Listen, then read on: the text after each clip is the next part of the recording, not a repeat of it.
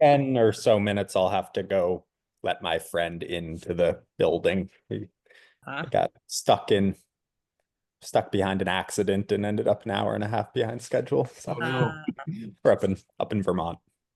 oh, what's the weather like up there? Oh, not too much difference. Winter. We got a similar amount of snow to Boston in the end. I was up here skiing early last week and it was really great. But right now, just probably 5 degrees colder, give or take. My sister lives in just outside of DC and they closed school for 6 days. How much Wow. snow? I don't like not that much. She's like, the roads were clear by Wednesday, and then they just started, we're like, just call it a week. Hey, Pam. I have a hard time with You snow. do I. Yeah, I know. I know this winter's been tough, I think, for me. Too cold. Too cold? It's Oh. cold, yeah. Still in the ticks. Yeah. And to our other meeting participants, we're just waiting for a quorum of at least 4 before we start the meeting proper. That's why you get our lovely banter about snow.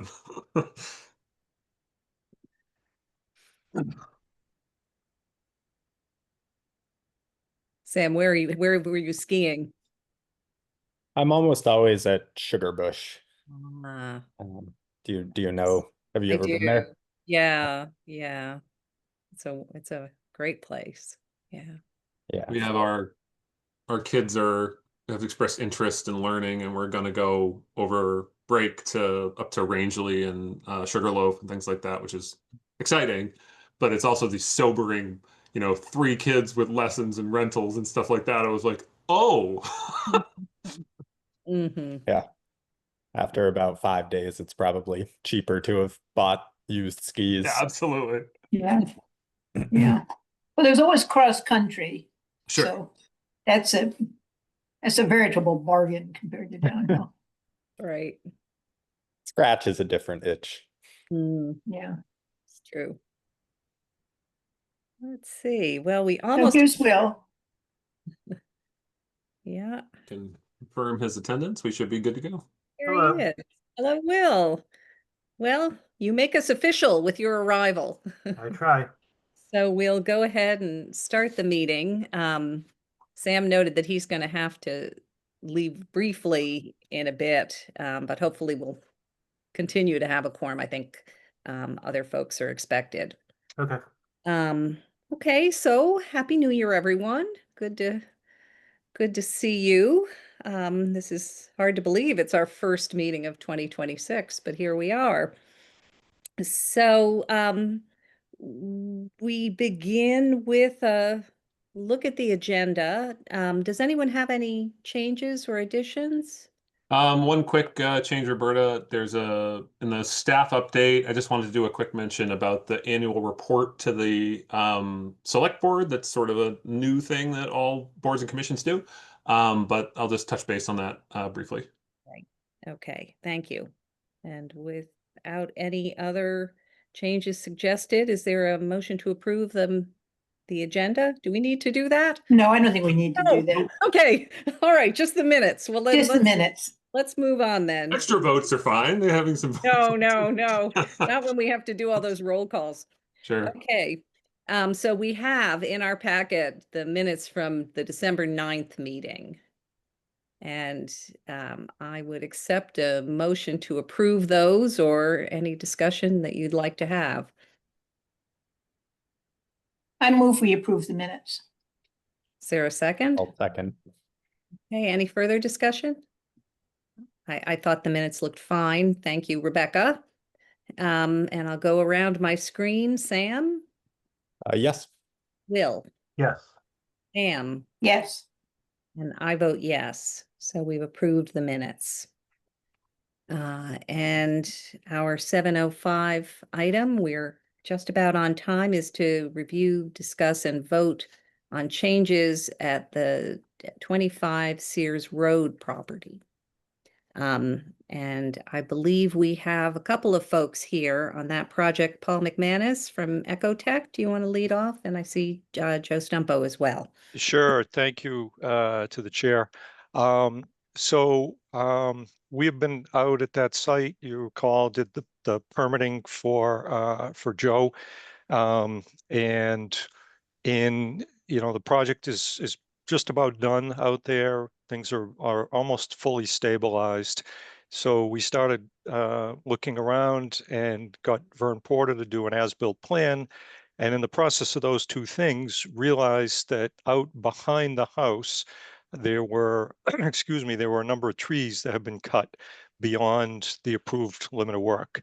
Now, the trees were cut, the stumps were not pulled, and the understory was not disturbed. So it's not as if they expanded the lawn or went back further with the actual development, but there were a number of trees cut. So as soon as I realized that, I talked to Joe Stumpo, and Joe reported to me, no, I got administrative approval to take those trees down from Tom Brady. And I said, okay, I wasn't part of that discussion. And Joe said, yeah, it's all set. I said, well, we're looking towards filing for a certificate of compliance. I said, I want to get ahead of this issue. And so on January 27, after having talked to Alex about this, I sent a letter to the commission. I will say I did speak to Alex. Alex, I guess, spoke to Tom Brady, and maybe if I could share my screen and show you what I'm talking about, and then I don't want to put any words in Alex's mouth, but I'll let him explain his investigations and findings, as it were. So if it's okay, I'll share my screen. Sure. Thanks. Welcome, Priya. Hi, sorry, my internet is being really slow and weird, so I'm just gonna try to save some bandwidth. That's fine. So this is just a short letter that I sent to the commission on January 27, explaining what we have, and also proposing to put 4 3-inch caliper. I'm suggesting red or white oaks, which are mostly what we have back there. In terms of the area, let me shrink this just a little bit. I tried to make this kind of a comparison plan. So this upper half is the as-built condition. You'll see on the left, this is the rear patio of the house. The house is off to the left, not part of this. It's not really necessary to show it for this purpose. You can see this, again, this is the as-built condition. There's a number of stumps. I believe, and Alex can clarify, I believe that Alex is comfortable that this stump here and this stump here were approved to be removed. This one that showed up on the as-built plan, I labeled as merely a log. I looked at it and I said, there's no tree there on the original plan. So I went down and kicked it and it rolled down the hill. It was just an upright log standing there. So that's just something that needs to be corrected. But so basically what we're looking at, I've numbered the trees just for ease of discussion. And you can see these stumps correspond to these numbered trees. Again, that's Joe can speak to his history, or Alex, if you want to jump in and give your view and findings of the history as you were able to put it together. I'm happy to speak, but Mr. Stumpo, I wasn't there at the time this meeting happened with the previous conservation administrator, so I'm happy to yield to you first if you'd like to sort of speak to why these trees were removed and what that conversation looked like, and so on and so forth. So you're muted on our end, Joe.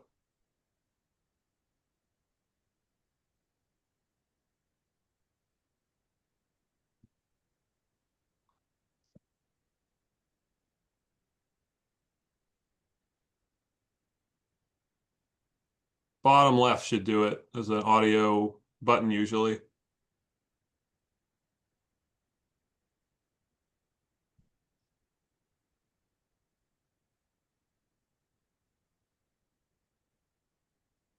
How's that? Perfect. There you go. Good evening, everybody. How are you? Fine. Thanks. Okay, so when this came about, Paul had told me that, okay, there's the tree situation, we need to address it. And I said, okay. I believe it was 2023, Paul, that we put that retaining wall in at 25 Sears. And there was trees in the way, and we're only talking about 6 trees. The 2 that were cut down, they weren't cut down. They fell in a storm, and we immediately called Tom Brady to come to the site, as I did multiple times on this job. We didn't do anything without Tom Brady's blessing, and we never guessed at what to do. We always had Tom there, and Tom can vouch for that as well. So we called Tom. We had him meet us at the site. We said, look, at these 2 trees came down, and we want to take them out. They're dangerous. They're hanging over the hill. And he said, okay, just remove them. And we left the stumps there. And they're like, I don't know, 2 feet high.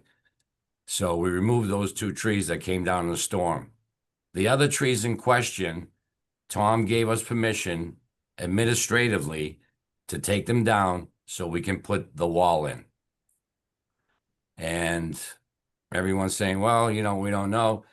Tom's done many administrative decisions for us, and we'd always ask him, how do you want to do this? Do we have to go before the board? He goes, no, that you can do. And that was multiple times with small things. And but he saw the situation with the wall. So I called Tom. I haven't spoke to Tom since he left. And I said, Tom, I said, I have an issue here I need your help with. He says, sure. What is it, Joe? And I said, I need you to call Alex to, tell him what happened. So he said, sure, I'll do that. And I went over with him. I said, there was like maybe 6 trees, maybe 7, I'm not sure. And quite frankly, Tom didn't even remember.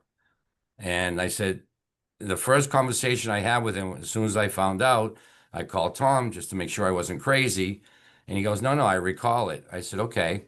He goes, I don't remember how many trees exactly. That was on the last conversation. I spoke to Tom 3 times. And each time I was going to get Alex on the phone with us, but Tom said, no, I will call Alex and go over there. I said, great, I appreciate that. And then Alex came back and said, well, Tom didn't really say exactly what you did. And I said, well, I'm not going to take trees down and put a wall in without permission. I mean, Tom was on that job weekly, every week, 2 or 3 times a week, driving by.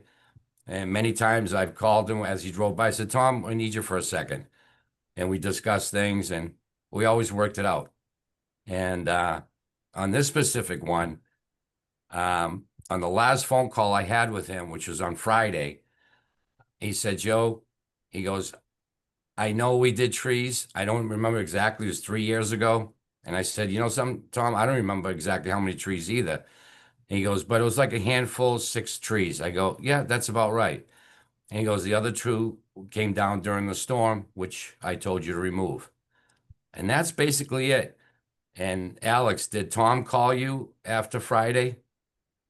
Yeah, I did speak with, Okay. I spoke with Mr. Brady after that. And sorry, do you have anything else, Joe, from your end? That's pretty much it right there. So from my piece here is, it's a little murky for me because I wasn't here during the initial review. I wasn't here during those site visits that are in mention, and we're Obviously. dealing with an undocumented visit that no one can Mhm. recall particularly. So, Well, if I may interrupt you for a second, if we were in today's world, I would ask for emails and all that. Back then, we had a great rapport with each other. He specifically told me how he wants things done, and we would do them. And that's how it went. It was something major, which I don't think we did. Maybe once we came before the board. He'd say, well, we have to go before the board. And I said, okay, whatever you want to do. But on this specific one, he made the decision. He said, yep, go ahead and do what you got to do. Put the wall in, take those trees down. And the other two, I understand, were from the storm, which I gave you permission to take out. And that's pretty much it. There's nothing murky about it. If I have to bring him in, I will somehow. Because I would never, ever do this, take trees down, especially when Tom's there 3 times a week, which was great because I could refer to him and ask him, Tom, what do you think of this? What do you think of that? Because it's such a big site. Sure. And that's basically it. And, you know, I asked you, Alex, I said, Alex, he made an administrative decision. You know, I never said, okay, great, put an email. If it was today, absolutely. I don't do anything without emails. But we had such a great rapport between each other because I always did what he asked and he felt comfortable doing what he does. Yeah, and I didn't mean any disrespect by the comment murky there, Joe. It was Right. just a way of describing the is sort of, you know, the lack of a recorded site visit or anything like that. So again, it's a bit of for my role in this, it's a bit of telephone and going off this information. So I think in my role as conservation administrator, it's to make sure that to liaise with the Conservation Commission and see that the performance standards of in this case, the Brookline Wetland Bylaw are being met for this area. So I guess to that end, I'll pitch it back to the commission for questions regarding this, and if I can provide any guidance from that end. I wonder, I'm sort of torn. I think I'd like to see the plan again, if we could. You Sure. know, hard to have discussion. This one? Yes, thank you. And as long as people raise their hand, thank you. I can see who's got their hands up. Maybe we can talk that way. Pam. Yeah, I had 2 questions, really. What's the diameter of these trees? Are they large trees or small trees or what? They are labeled on it's pretty small on the top one, just from the upper right, 10, 13, 18, 18, 14, 12. Okay, so they're pretty big. Decent, yeah. And Yeah, they're yeah. most of them are, if there's one that's not, but the majority are oaks, either red or white oak. Okay, and why weren't the trees shown on the plan when the project came in to put the wall there? They mean, are, it's- this bottom one is the proposed plan. I should clarify, this has approved limit of work. The commission may remember that you did issue an amendment to bring that out to this pink line. So this pink line is actually the approved limit of lawn here. The blue was the original approval. The pink was the amended approved limit of work. But they are all shown, and you'll see, for example, there's a number of trees in here that have a line through them, which indicates on the approved plan that these trees were approved to be cut down. These ones back here that I have numbered that now correspond to the stumps, they're numbered. It says 18-inch tree, but there is not a line through it. Okay, I can't really see the plan very well on Yeah, with my little laptop, sorry. But it's- okay, so what happened here was when the project came in for permitting, there wasn't a discussion about taking out the trees. These trees back here were not approved to come out. These ones you can, even if you can't see the details, you can see the hash line through these here, for example. These Yeah. ones with the hash line were approved to come out. These are out of the buffer zone anyway, but we'll talk about these ones. These, like number 1, 2, 3, 4, 5, 6 are shown without a hash line. They're Okay. now correspond to stumps, which is Paul, what can we're I just talking about. interrupt you for Okay. a second? So, if I so may? you thought, well, let me just Now let's finish just this up. listen to the So, question. so, Or write it so down at so I the don't forget. time, when it came in for permitting, you thought you could build the wall without cutting down those trees, and that's what that's significant. Correct. Okay. And is the wall in the same place? Did something change? No, the wall is where it was proposed. You can see here that the scale doesn't match up perfect on these two images that I snipped, but the end of the wall here is the end of the wall here, and then this red line in this upper one is the approved limit of lawn. In this case, they actually stopped it a little bit short of what was approved. So this area where my cursor is, but the wall, and if I can just go to this other one real quick, I'll go back in a minute. This is the end of the wall here on the lower right. It kind of steps down. So that in this image, this area here in the lower right of this picture is this point right here. Hard to And- see where your And this cursor. point right here. Okay, and where's the wall The wall in this is, plan? let me do this.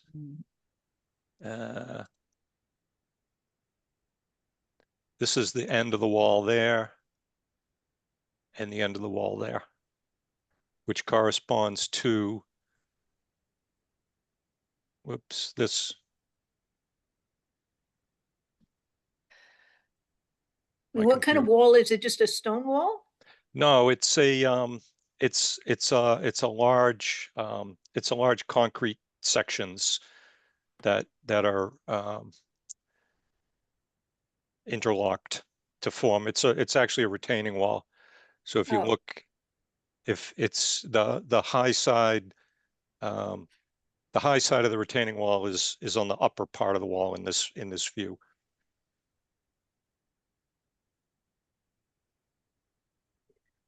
So this part here,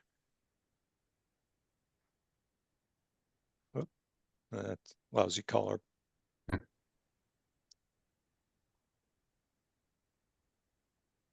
Very good, Paul. So this is high. And this is low. For what that's worth. So the removal of the tree was connected to the retaining walls or not? Well, there were two things that happened, right, Joe? Wasn't you described there was trees that came down in a storm, Correct. and then there was trees that were removed with the Right, wall, because- correct? To put the wall in, you have to put a lot of gravel underneath and you have to make it secure. And we couldn't get at it with the machine. And that's when we called Tom in. And we went over with him and he says, you're right, these trees need to be removed. And that's basically how it happened. Pretty simple To bring in the Right. equipment? to put the wall in. Okay, Will, did you have a question? Yeah, well, first one was answered because I wanted to know where the wall was, and now I know. Second question is, Paul, if you could just re-explain the numbers. I understand 1, 2, 3, 4, 5, and 6. Those are trees that are now stumps, right? You're Paul, on you're mute on mute. Or you're mute, Paul.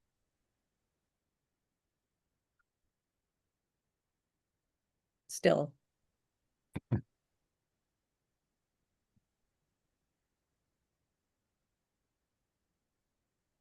Come in, Paul. He's working on it. Yeah, I see. There you go. Thank you. I think my cord was loose, I think, or something. Mhm. So I'm sorry that the numbering, these red numbers, those Yeah, are just something I superimposed on the plan, just so if right, no, somebody no, wants. no, yeah, but those are the ones that are now stumps? Correct. Okay, and then 7 and 8 are the ones from the storm, or they're also stumps? Just trying to, Joe, which I'm not It's sure. the further ones all the way back in the right corner, Paul. yeah, like at the bottom of the wall. Sort of the bottom left, it looks This, like. this here, Yeah, Yes. down there, yeah. yeah, so 7 and 8. Yeah, I guess Um, those are the stumps. Okay.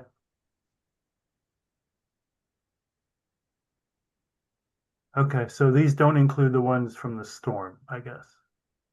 The ones on the inside of that circle, no. Those are the Okay. ones that Tom Brady gave us permission to. Okay, And that's, I can confirm that from my discussion with Thomas. He said Okay. he remembered those and then, storm ones. 7 specifically. and 8 have been cut down?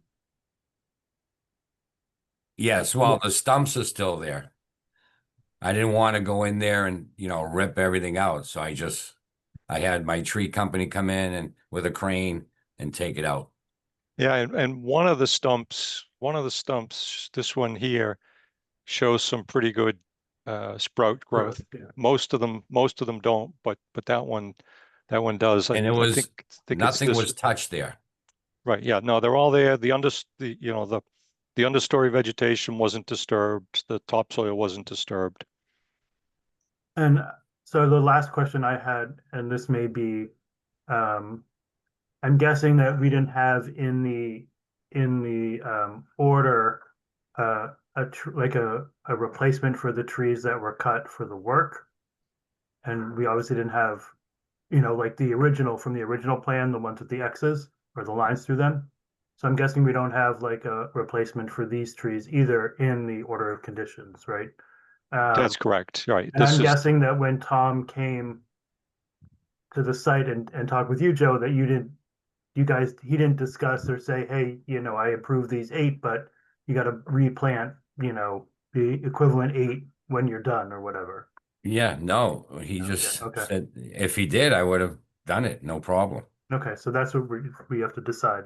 Yeah. Okay. Yeah, frankly, the 4 trees that we're now proposing, Joe and I talked about it, and I said, and Joe said, Paul, I'm adamant, I got approval. And I said, well, Joe, okay, that's fine. I wasn't there and make that case.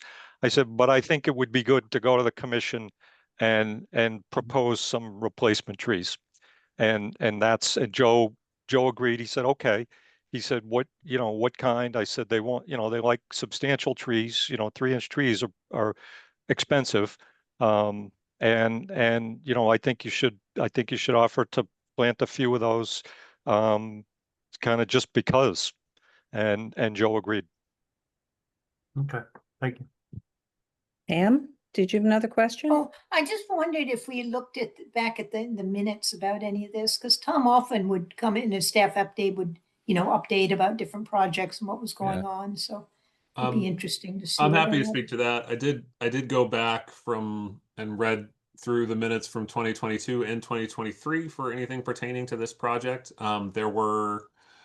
There was the initial public hearing, and then there was the public hearing related to the amended order of conditions, and then there was a follow-up mention in a staff update about when the amended order of conditions was suggested, the commission made some modifications to that idea, and then the applicant sent forth the revised plan, the plan that we're looking at right now, or a section of that plan.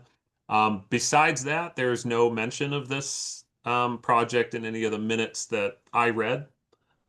Just using that as my only source of information on that. Yeah, I just wondered. And why did you propose 4 trees rather than a 1-to-1 replacement? I just, it was basically as I described. I told Joe, I said, I think you should, propose to put a few trees in there, just kind of very generally. And he said, all right, propose 3 or 4. So I went on the high side and said 4. So it was that casual, because again, Joe's position is that, nothing was required, but he kind of acquiesced to me twisting his arm a little bit and saying, I think it would better go into Concom and propose something. So if it happened as you, I can't exactly see if is there anybody else on the commission who I'm missing who's got their hand up I don't see any. right now? If it happened as you're suggesting, Joe, that it was this tree removal was needed to create a temporary access, that would be very different to my mind than removal to create something more permanent, the house itself and such. This feels like a lot of trees, substantial trees to have lost for, usually we're fairly careful about, you know, thinking about access needed. And I'm not sure what happened here. Do we all know that this is a very, you can just see from the, grades there, it's a complicated area. Exactly. To have lost those simply because of construction, 8 substantial trees feels, Well, as we take them down, a lot of them were dead. Tell you the truth, as many of those trees are there. I think a few of them fell down this past storm. well, there's a Not environment on that property, in the woods or whatever. too, Yeah. actually. I mean, I have no control over Mother Nature. Right. And in our world, in wetland areas, dead trees actually have some environmental value. I know. Yes. I wonder if we should go to a screen so we can all see each other, unless anybody wants to take a further look at this now. Well, actually, before we leave, where were you proposing or to plant these trees?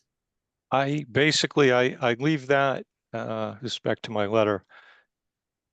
I don't specify that because if you remember from out there, there's kind of ledge popping up here and there. So what I've said, area has undulating shallow outcrops of ledge. Proposed that the precise locations be field determined. So they would basically, certainly they basically be back, in this area back here. But without, I haven't put a point. I mean, I suppose I could go out and do some probing and find the spots, but I don't want to draw it on the plan and have it be, It's all ledge ledge. 6 inches below grade. So basically, within this area at places that make sense based upon the soils. And do you all have any plans with respect to the stumps? My suggestion on the stumps would be to just leave them. Leave them. Yes. The one is sprouting, certainly leave that one. And then the other ones, I would just leave and let them decompose. Okay, well, Shall I stop sharing? I think so, yes. And Yeah. Alex? Yeah, I just had a quick question. Paul, was there any considered, as part of this replanting proposal, any considered, sometimes with these replanting, we do a X year monitoring and maintenance to ensure the success of these plantings. Again, especially given that this area is ledge and a little unpredictable and things. Is that a part of this proposal as well? I know you had mentioned that, and I'm just looking at my letter here. I did not specify that. You did mention that before, and I failed to specify it in my letter. But is that something that is the intent of the applicant to include that as part of the replanting plan?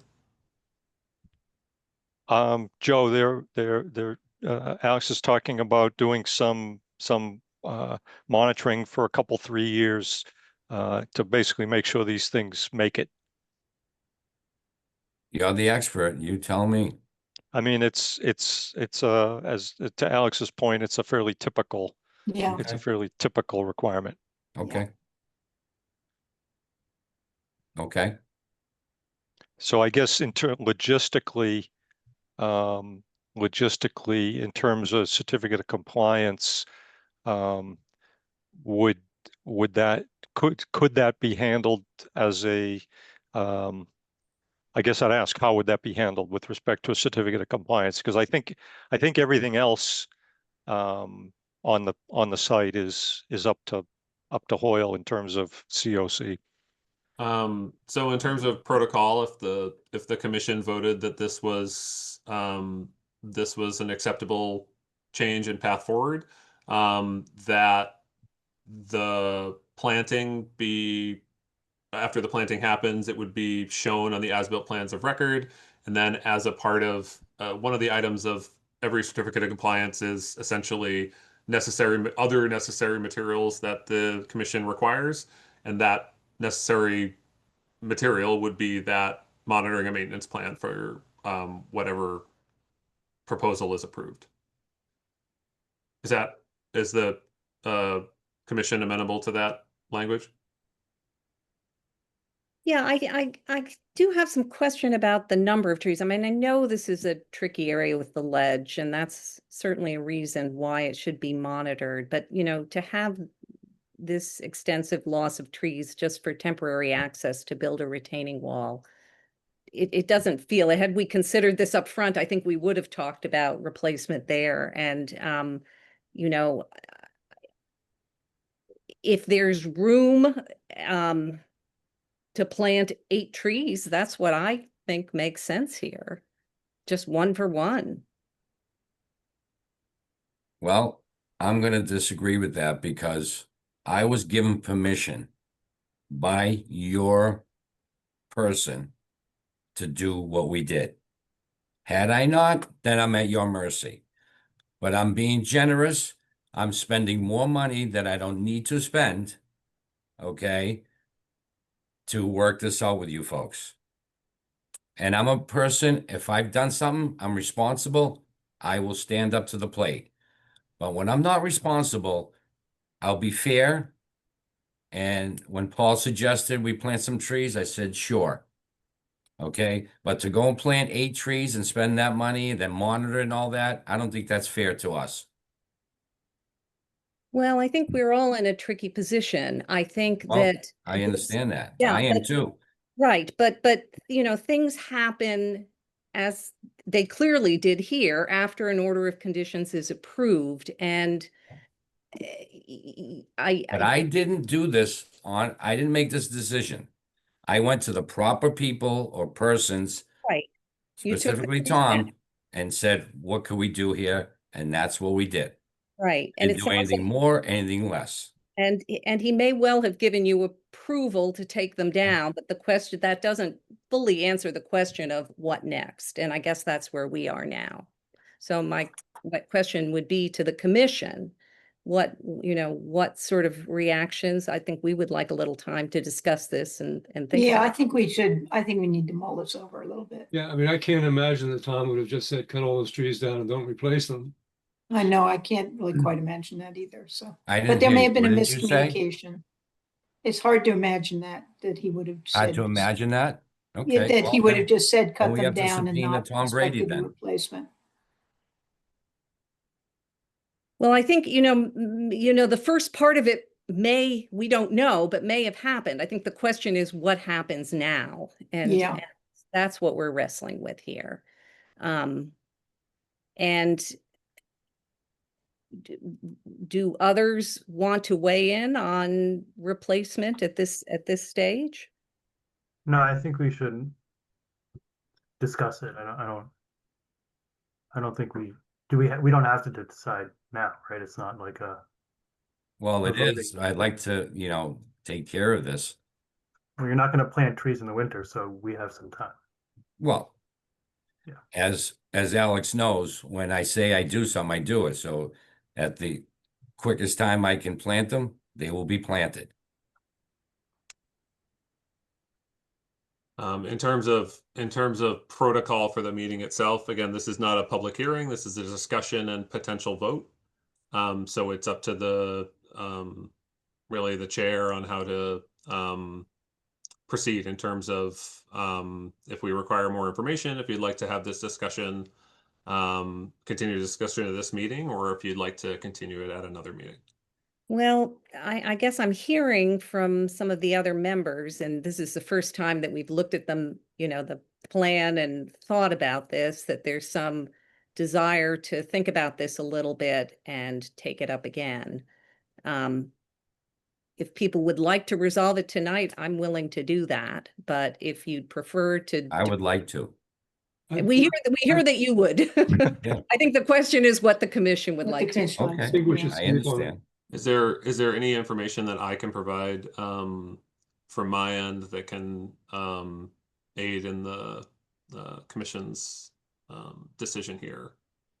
Whether that's just subjective information about the site itself or about the Brookline Wetland bylaw or Well, I think if you could send out, it's hard for us to retrieve from our files some of these plans, and I'm probably not the only one who would like to look. I mean, I appreciate the fact, Paul, that you brought that and marked it out, and maybe that could be provided to us, but also the approved order of conditions, because it's hard to, sort of look at the micro area. Would you be able to send that out again and everyone have a chance to look at what Paul has provided tonight as well as the original plan, and then maybe at the next meeting, we finish up this discussion, we hear Yeah, Stumpos would like to get this resolved. And I think we have a meeting scheduled 3 weeks from now. yes, we do. We've got one at the end of Can I February. ask a question? And this, I don't remember the original, but Paul, are there pictures in the original order of conditions that show the site before the trees were, I don't remember if there were, and maybe Alex has it, but I don't know if you have pictures in your file. I may have some pictures. okay. If you have some, that would be helpful too, just so we can. I'll see what I have. I Thank can't you. promise, And but I may have something. I can see what was in the initial Yeah. notice of intent application from 22 as well. would be helpful. Great, thank you. Okay. All right. Well, I guess we don't need a motion because this isn't official, but so do you all have the plan that Paul McManus put up on the screen here, or can he send that to you so that you can distribute it to us? Yeah, so Paul, I think you had sent me a earlier version of that sort of rough as-built. If you could send me the most recent version that was in this meeting, I'm sorry. I for sure. I was yeah. I think it may have just been a slightly revised one, but I'll make sure that I can send that plan, the sort of draft as-built, as well as the earlier order of conditions, or rather the amended order of conditions for this site for 23, which will include the site plan of record, the full one, for continued discussion at the next meeting. Okay, great. I'll as soon as we get off, I'll send the two things. I'll send my letter and my little comparison figure. I'll That would do be great. I'll do that tonight as soon as we get off. Okay, good. Well, thank you to the applicant for being Thank here you. and for discussing this, and we Yeah. will try to get it together for you at the next meeting and Okay. get an answer here, okay? All right. Okay, Okay, Thank thank you. Appreciate your night. time. bye-bye. Good night.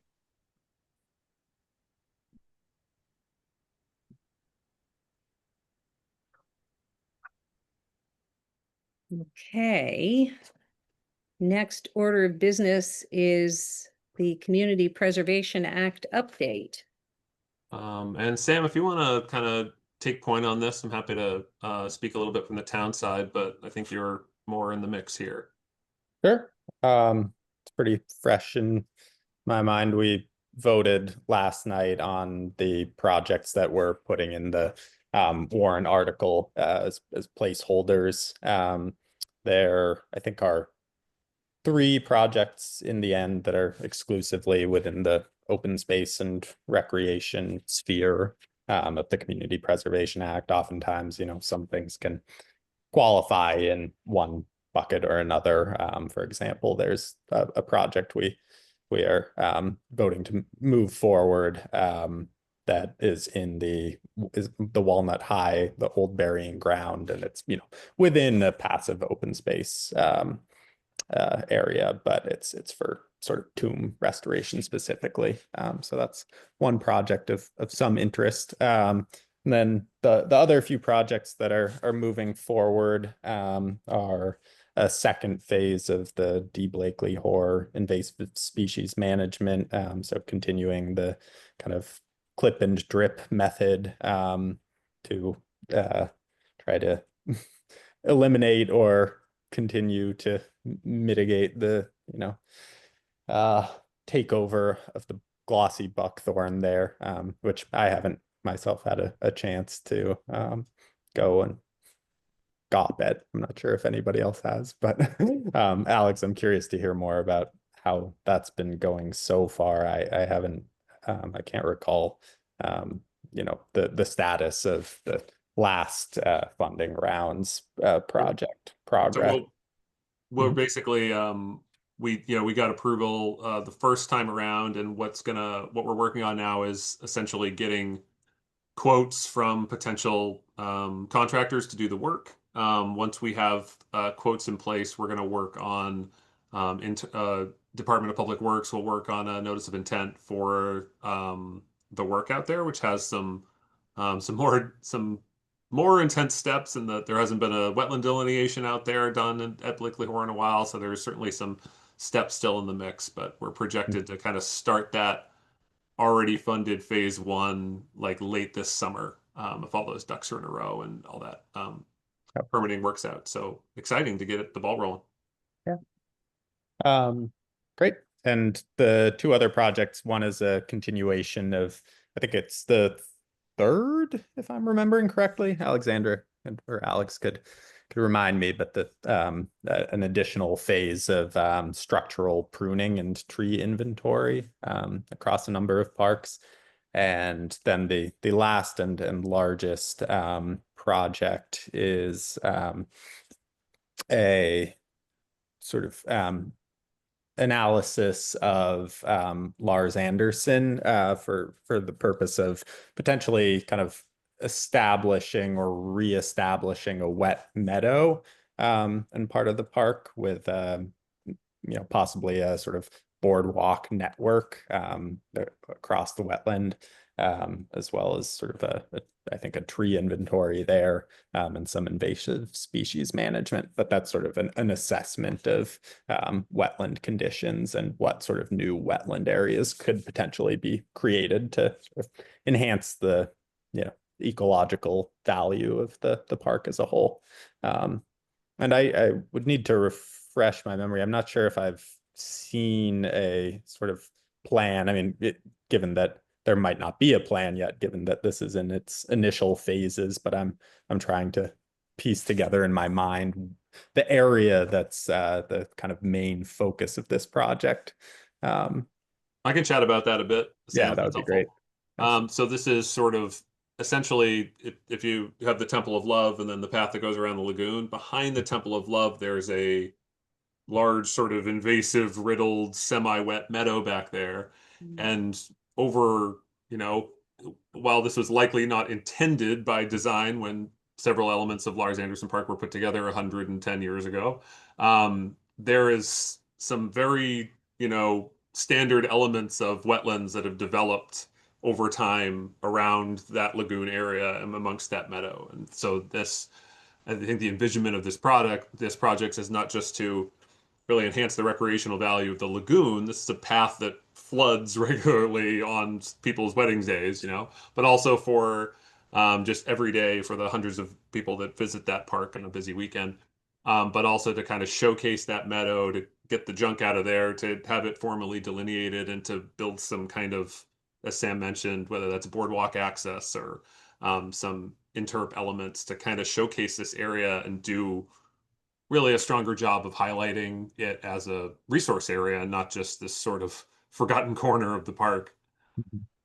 What about the other, like basically the almost opposite end where the hill slopes all the way down, where that like, I don't know, channel thing is there, and then you know what I'm talking about? Is this like between the picnic shelter and the lagoon, kind of, or up by No, the like entrance to the auto museum? on the hillside where there's like the water flow, there's like a little water stream tunnel in the field. Oh, like down by Yeah. God, like by Yeah. the park school, like over on that Yes, corner. yeah. That's also kind of a wetland area.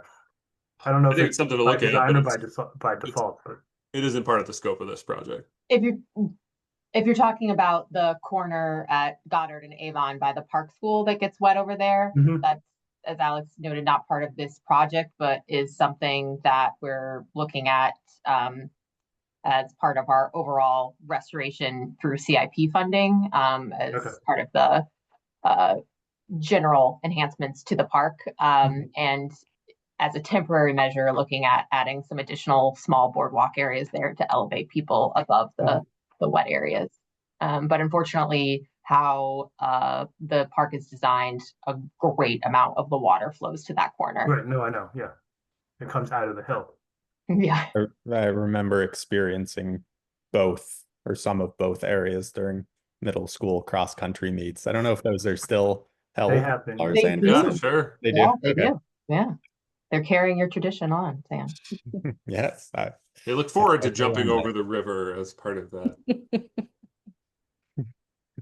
Interesting.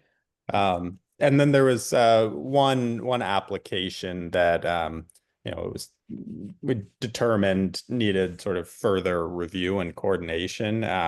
There's an application submitted by the town for an assessment of the bridges over the Muddy River. I think 13 or in total, give or take one. Only one or two of which are exclusively in Brookline. So sort of a conditions assessment to determine if there are, fundamental structural issues in addition to the, significant cosmetic deterioration. And, any restoration of those bridges would ultimately be a pretty time-consuming and expensive project.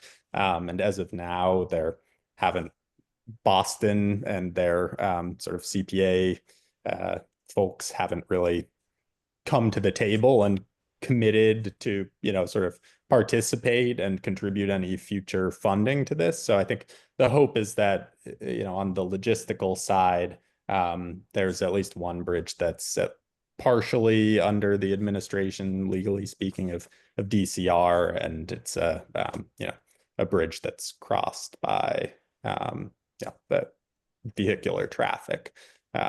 So there's some logistical confirmation to ensure that the assessment would be able to be conducted without any interference from those other parties. And then there's a secondary question of, even if Brookline did put forward the money to conduct this assessment, would anything come of it? There's a lot of, I think, hesitation, at least within some members of the CPA committee, about putting money towards projects that or initial kind of analytical pieces of projects that might not translate into sort of brick and mortar physical improvements down the line. Although in this case, Alex, maybe you know better than I, but one thing we didn't really address given the overall sort of temperature, but I don't know when, if ever, a sort of structural assessment like this has ever been conducted, and what kind of shelf life it might have once it had been conducted. I figure a proper assessment would probably be valid and give you sort of a time frame for identifying what problems would arise in the next several years. So I mean, my position on something like this is that if there are like reasonable commitments from other parties who would need to commit funding to do the actual work, then even if it doesn't come to fruition within the next few years, it's still a valuable thing to do. And the other side of the equation is that it could be a sort of way to instigate more action on the part of Boston and these other parties if, you know, we're found that some of these bridges are actually, you know, going to be hazardous or are already somewhat hazardous. Yeah, as Sam mentioned, you know, it's a system of a dozen bridges, and the idea was to look at it as sort of one entire system and build a prioritization so that the many stakeholders and agencies and all the folks that have a piece of this in the mix. And it didn't work out this time around, and it's something that we know our folks over in the Muddy River Oversight Committee and lots of stakeholders are still interested in elements of this project at all sorts of levels. So it's something that will be ongoing discussions and look at ways to continue to try to support this resource. I would certainly like to see Boston sort of touch up their sides of some of the pedestrian bridges, because I spend a lot of time doing sort of loops around, you know, the area between kind of Fenway and Route 9, I guess. And, you know, you go up a very nice smooth ramp and then you drop off 6 inches on the other side, and I can manage that, but I don't think it's very accessible for a lot of people who might want to go back and forth. Yeah. So.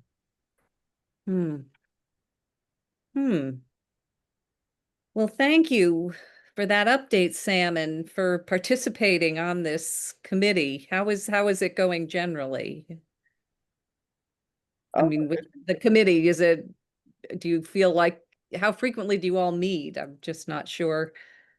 It's pretty frequent this time of year in the sort of late fall and through mid-winter when we're getting ready to put these placeholders, you know, in front of the town administrator and town meeting. We meet once every week or two, depending on what's on the agenda. Yeah, it's been quite interesting. You know, there are a lot of competing priorities, and this time around we had, I think, close to $7 million in grant requests, and, you know, some that was pared down to some degree by concerns like those with the, you know, Muddy River assessment, but we still had to cut funding for some other projects and, you know, sort of pick and choose. There's always the question, you know, around kind of in a scenario like that, how should we balance the priorities and the allocation to the 3 or 4 different categories if you treat kind of active recreation, sort of passive open space as separate things. They are in one bucket in terms of funding and what is required to be reserved, but there are slightly different kind of allowable uses between active recreation and passive open space. But, you know, I think there's a general feeling that even though, you know, the bulk of the applications, you know, money wise so far have been for affordable housing, we want to try to kind of balance things out across the few categories. You know, in the initial survey that was put out to members of the town, I think there were several hundred respondents when we sort of drafted the master plan to begin with. Open space and recreation was, you know, a top priority, and I think had a, you know, a slight edge as the, you know, the most desired, you know, area of improvement in the town.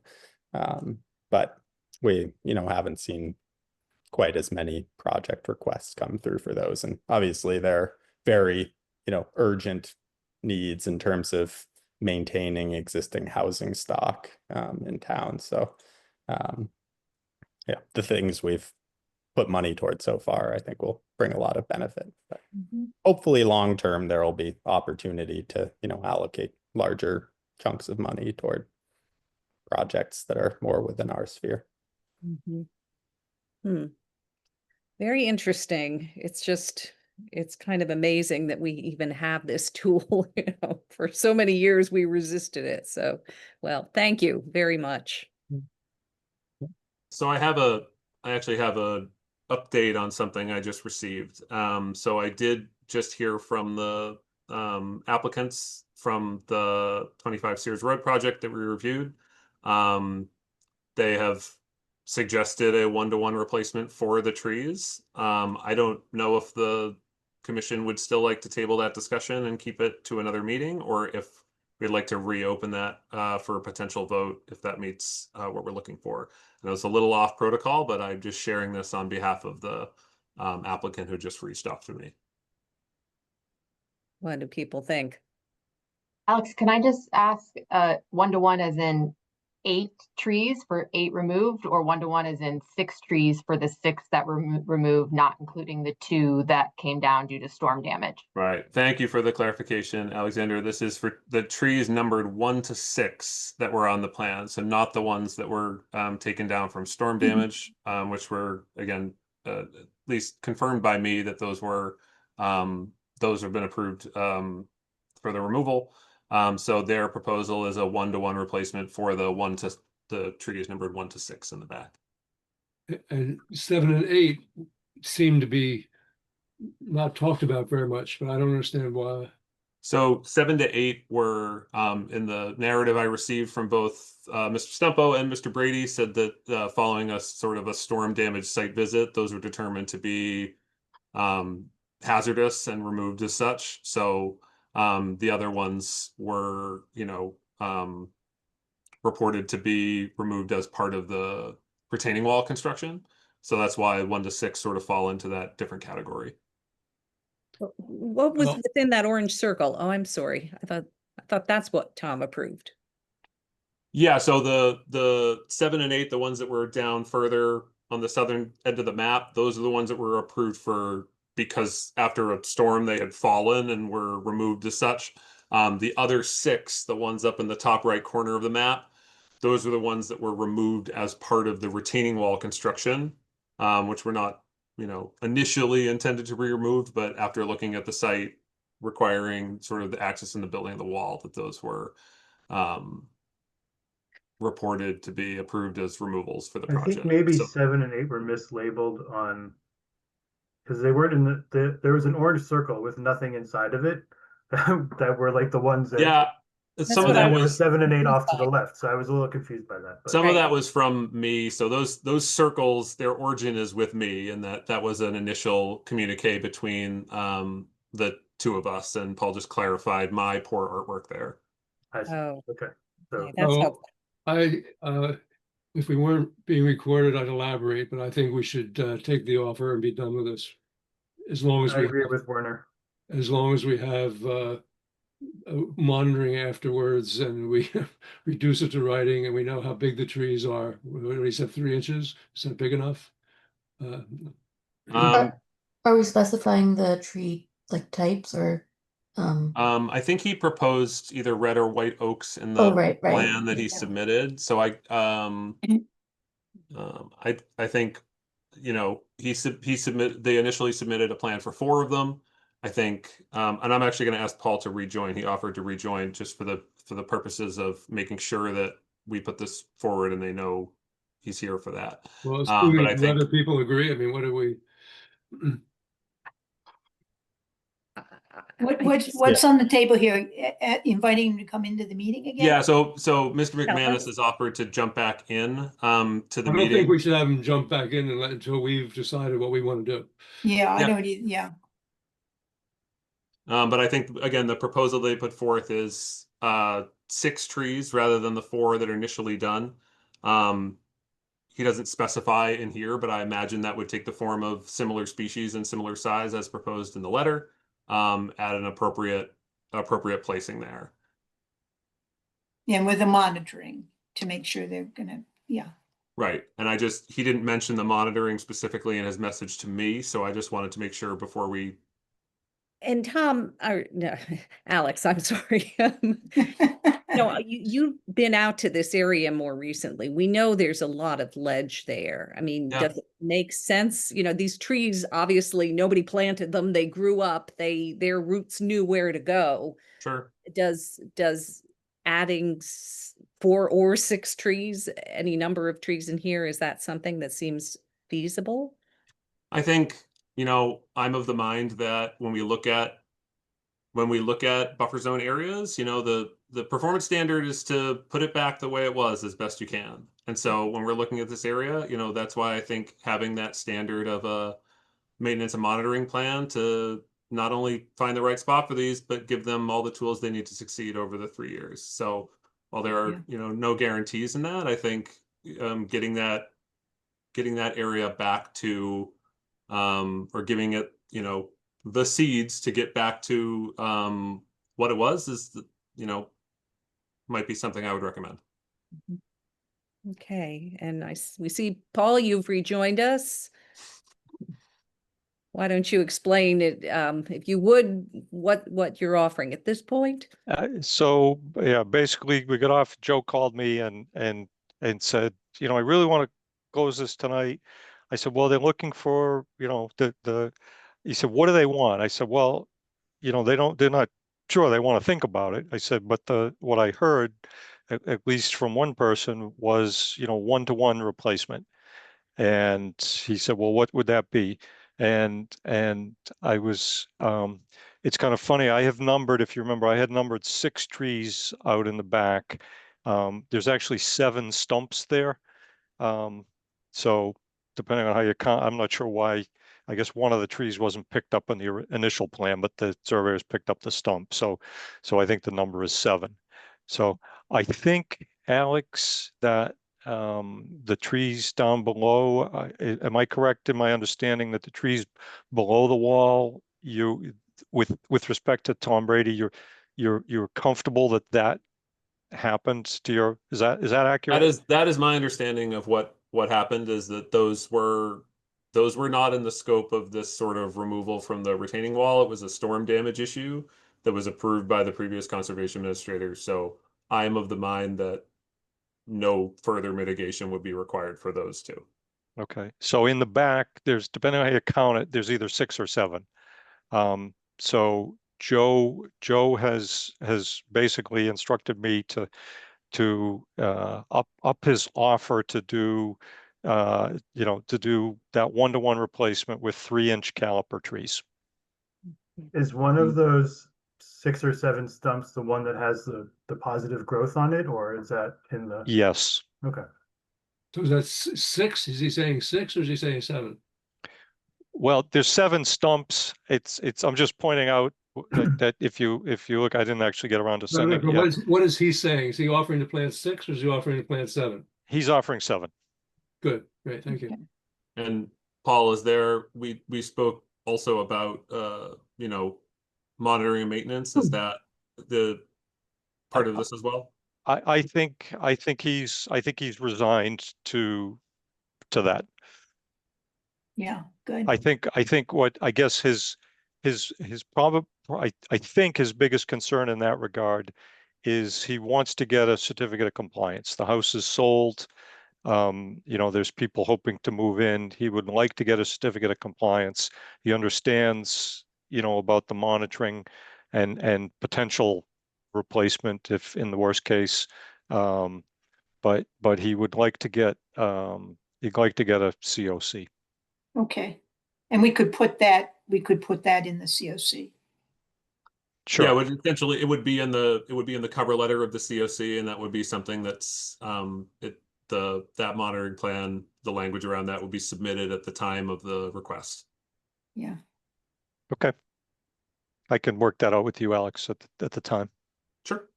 Right, it's not dissimilar, it seems, in some ways from the COC. Well, we saw you recently on another one of these, right, where there was going to be monitoring for a couple of years afterwards, so. Right.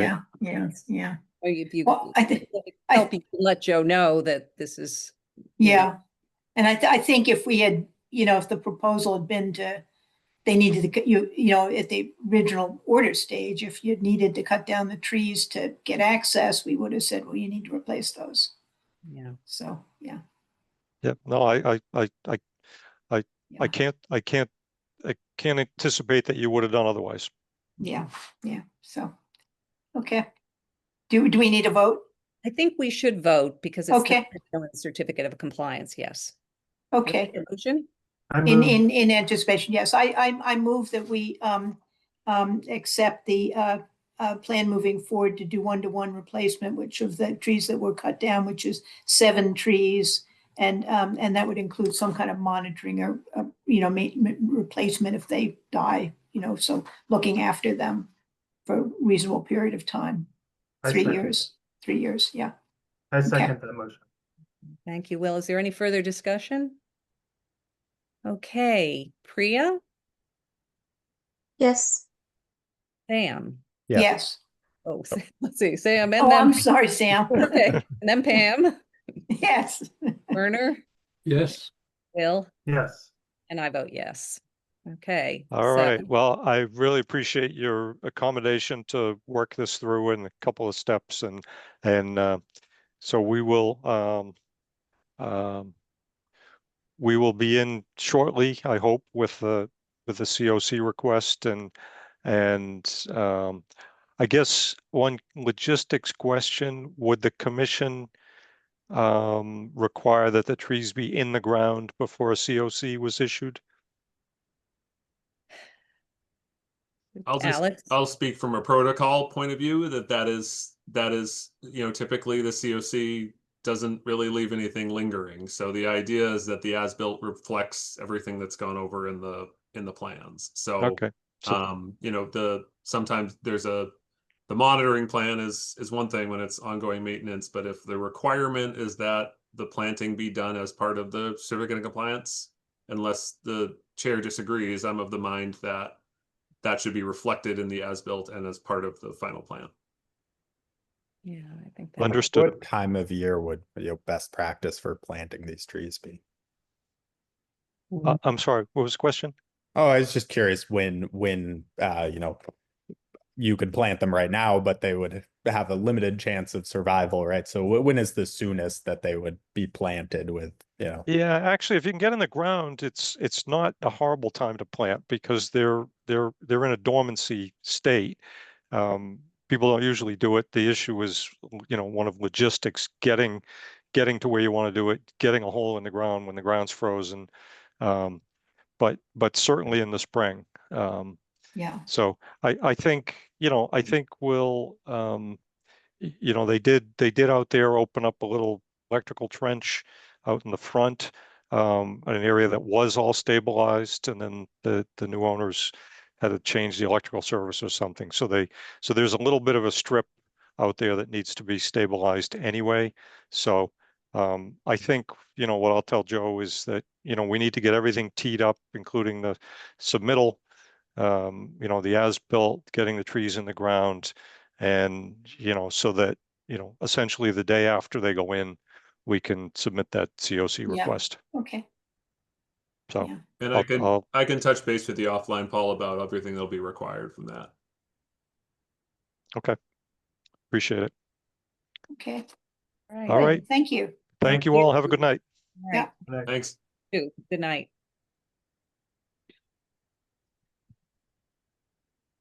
All right, back to our regularly scheduled program. I don't have any more special guest plan. I'm sorry. On to our staff update, which including the annual report. So I wanted to give a quick rundown of sort of active permits that we have out there in the field. 1281 West Roxbury Parkway, this is the municipal golf course. So I actually just received an updated schedule of work. They've been really quite diligent in keeping me in the loop about all the project work that's happening out there.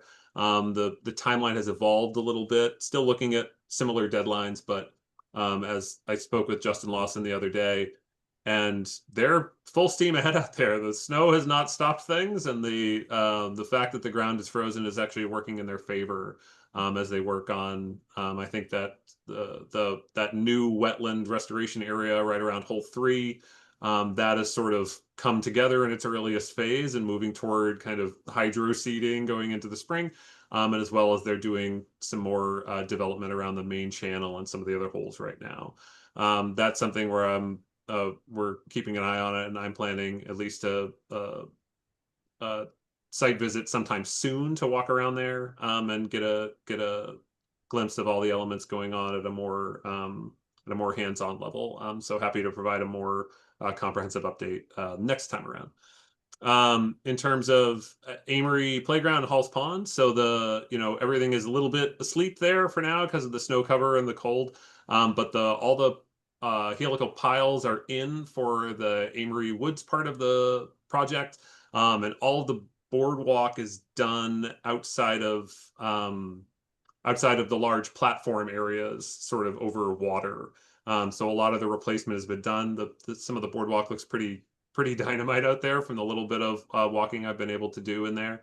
For the most part, that project's going to be relatively asleep until it's sort of projected spring. This is a little bit, the dates are a little fuzzy because we don't know what the weather is going to be like. But the re-asphalting in Amory Woods can't be done until there's some thaw in the mix. And that'll lead to also the tow rail installation and railing installation. So everything's moving along in that project. It's just we're into the sort of predicted winter freeze period of that. 88 Cottage Street, this is at the Tea House project. So this project was they had applied for a certificate of compliance. The commission had some issues with some of the perimeter plantings around the tea house and at the bank's edge. So this one's currently on pause for coming back for a COC until we hear from the applicant once that planting's been completed and they're ready for review. Over at the Country Club, I did a recent tour over there. Their resource areas. They're currently in the mix of quite a few projects over there that do not involve the Conservation Commission, but they're looking at their permitting moving ahead. They have a currently open order of conditions for aquatic vegetation maintenance in their water bodies over there. And they had also recently reached out about inquiring a little bit about beavers, and that the beavers have sort of come back to the Country Club. It's not something that requires intervention yet, but they just wanted to keep me in the loop and make sure that if there are any, if any next steps happen, that everything's happening in the correct channels. So happy to keep people abreast and involved in that as updates become available. Over at 35 George Lane, the applicants reached out to me, looking toward a certificate of compliance for the spring. But this is something they still need as-built and all the material over there. This is still sort of a unresolved violation notice from the work that happened, or the damage that happened between the neighboring monastery and the property over there. That was slated as sort of stable for the fall, but then to be fully replanted and remediated in the spring. So we'll see once that happens, looking toward wrapping that project up as well. 154 Woodland Road. This project is mostly wrapped up. We're just waiting on an as-built and the final certificate of compliance paperwork for this project that's over sort of abutting Dane Park on the hill there. And 25 Sears Road, we just heard from a bit, also gearing up for a COC as mentioned, and we'll keep you informed as more updates become available. Any questions about any of the current permits we have or projects? No. Super. I just wanted to give you some updates about things that are going on our side of the DPW shop. So there's an MACC conference coming up at the end of the month. If that's something you're interested in attending or being a part of, I'm hoping to get down there at the end of the month in Worcester. So again, if you're interested in the schedule or anything jumps out at you, please let me know. We'll try to coordinate that. I think the ones of those that I have gone to have all been pretty spectacular and have given some pretty great info. I know Pam and Priya are regulars at these too. So if you want to coordinate, just let me know. In terms of wildlife updates, I just applied for our annual addling permit over at for Canada geese that we do in concert with the Boston Park Rangers, and then throughout our over at Lars Anderson Halls Pond as well. One of the things that we've been working on internally is I worked with emergency management to develop specifically wildlife oil release protocols for our emergency hazard management plan. It was something that popped up when we were responding to the significant release that happened at Leverett Pond over a year ago. And in terms of mobilization, our park rangers and our EHS health and safety officer put together a pretty great dynamic response plan. And so we wanted to make sure we were quantifying that in our official protocols as well. So now when you look through the town's emergency response plan, it has so you've run into a duck part of the plan as well, and how best to respond to those incidents in that vector. At the same time, we're working on wildlife response procedures as well, if that happens with not just, aside from oil releases, we find that, and this would mostly harkens back to my park ranger days, but certainly we see it too in the greater wildlife scope with sustainability and natural resources, is there's sometimes question as to what to do with a live raccoon in a playground versus a dead goose in a park versus an injured skunk in the highway. And so we've been working with animal control and Department of Public Health and Parks and Open Space to try to make an exhaustive sort of flow chart for official town response and who is responsible and how to respond for really any incident involving any animal that we can think of. Just trying to make it as streamlined as possible and have everyone from animal control officer to the folks that pick up litter to the trash trucks aware of who's responsible for what. And then eventually build that actually into a public facing tool so that folks public can know, hey, I found a swan in my backyard, what do I do? Or I found or there's an off-leash dog running around this athletic field, who do I call? Do you have the moose that was in Cleveland Circle on your list? That's a big asterisk at the end, Werner. The bear and the tree by the municipal service center is on there too. Yeah, those are just call Tom Brady. That's what we do in those situations. Oh, now we've got beavers to add to the list. Right, exactly. Where are the beavers? At the country club. Yeah, they're all at the country club right now. Yeah. In terms of sanctuaries, we covered a lot of this in the update with Sam, but we are working toward the execution of the previous year's CPA projects. This is the yellow flag iris removal over at Halls Pond, as well as the management at Blakely Horror. You see here the different seasons of what this boardwalk looks like over at D. Blakely Horror. That's that mix of glossy buckthorn and frag. It's pretty expansive in there, but it's really just contained to this area. So we are optimistic that given a sort of a multi-year CPA approach that we can take a pretty serious bite out of this. And this was from a recent tour of all these sites with a contractor to talk through some invasive management planning. The Friends of Lost Pond, expressed interest in putting together a seasonal event to pull garlic mustard. Garlic mustard is tenacious, but you can get it out, and sometimes elbow grease is the best way. The problem is we've been seeing it come up earlier and earlier and earlier. So sometimes garlic mustard's coming up in like the third week of March now. That can be tricky to mobilize. Usually a lot of our volunteer events are based around mid-April because it's tricky to plan things in March. But they reached out and likely will set something up there with the neighborhood to get out and on the elbow grease patrol and some bags and try to remove some of the new populations from Lost Pond. Friends of Halls Pond also reached out to continue some of their trail work in the back there. They've been doing similar trail rehab that we did on Stewardship Sundays over in the back paths of Halls Pond, those ones that wind up into the corner. So we're happy to take any hands we can, and that's something that we'll be working on once everything thaws out. We can actually do this project kind of in concert with the rest of the construction because it's completely separate and keeps everyone out of the work area. In terms of the open space plan, we're coordinating printing. This thing is, on its way. We're going through the final samples and paper quality and colors. Rebecca's been kind of the lead on reviewing all of that, so greatly appreciative to her admin skills there and putting it together, and we're hoping to close the book, pun intended, on that shortly. As I mentioned before, one quick addendum to this is the annual report. So all boards and commissions issue now annual reports that are presented to select board. These sort of start at a high level and talk about what the various boards and commissions do and what they're responsible for, but then also reports on